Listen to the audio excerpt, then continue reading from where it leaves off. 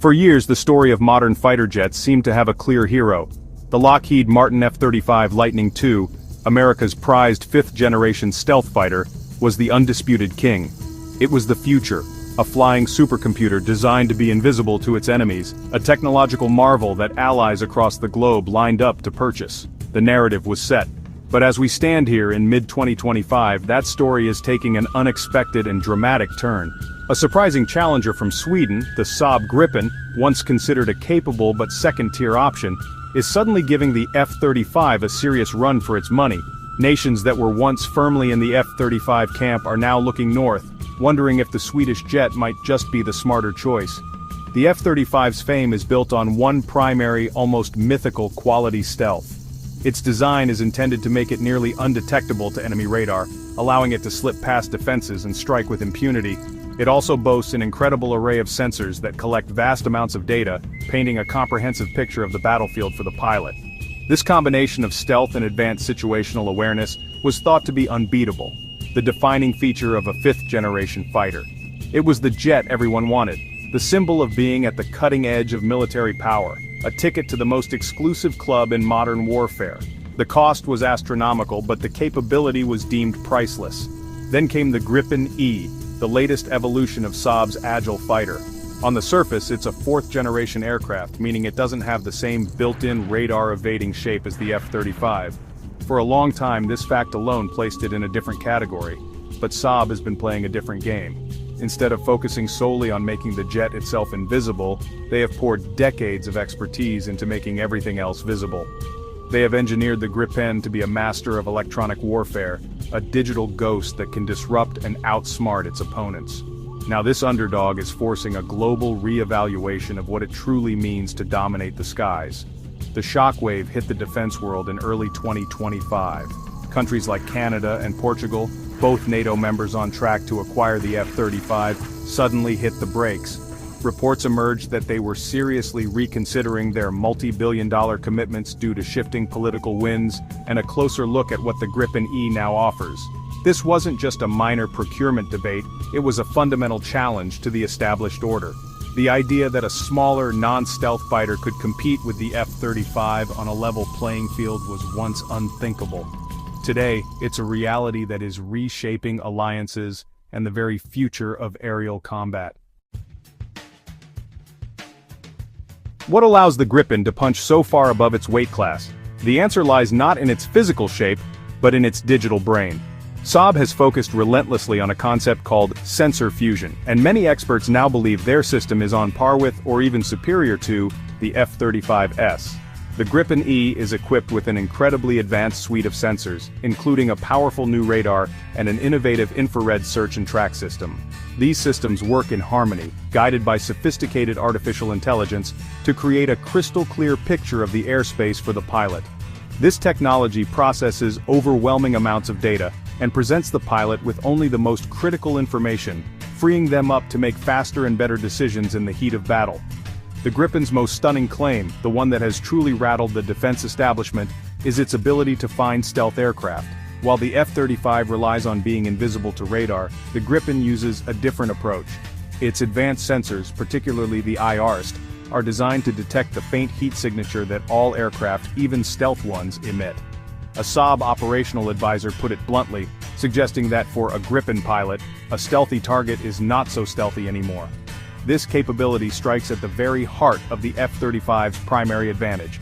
If the apex predator can be seen, it can be fought, and the entire equation of air combat changes dramatically.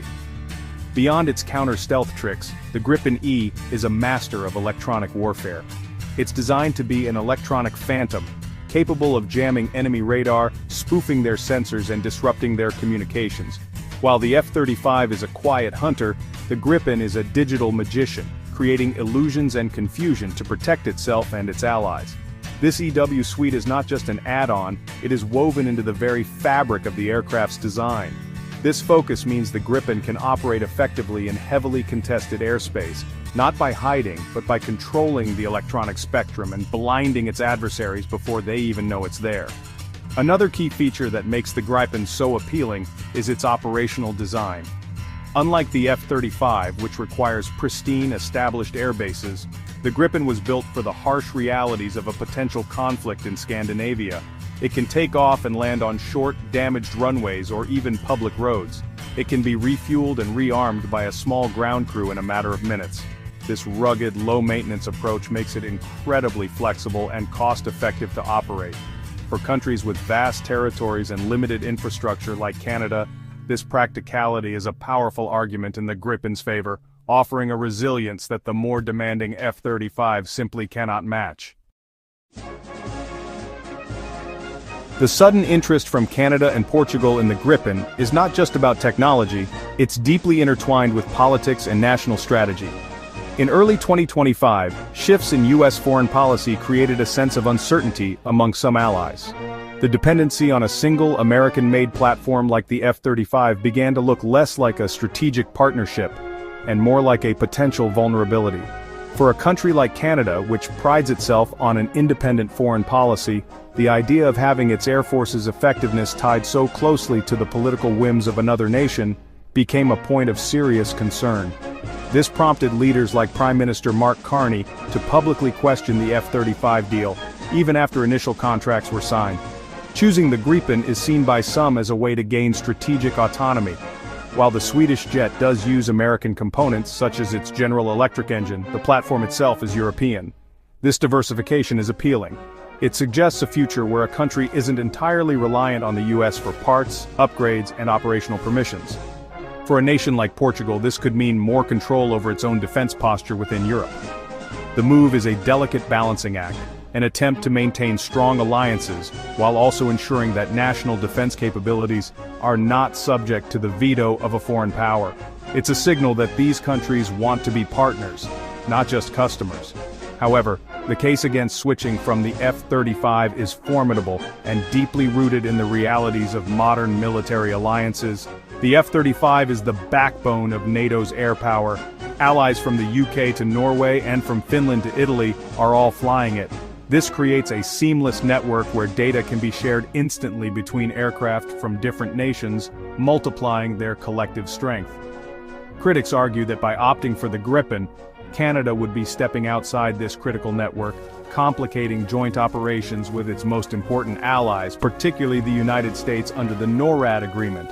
This loss of interoperability, they claim, is a price too high to pay. Furthermore, there are immense logistical and financial hurdles to reversing course. Canada has already begun building specialized infrastructure to support its planned F-35 fleet and has contracted for the first 16 jets. Backing out now would mean wasting millions of dollars and creating a logistical nightmare of running two separate supply chains for maintenance, parts, and pilot training. Proponents of the F-35 point out that previous government reviews consistently concluded that it was the superior aircraft for Canada's long-term needs, offering better survivability and relevance for decades to come.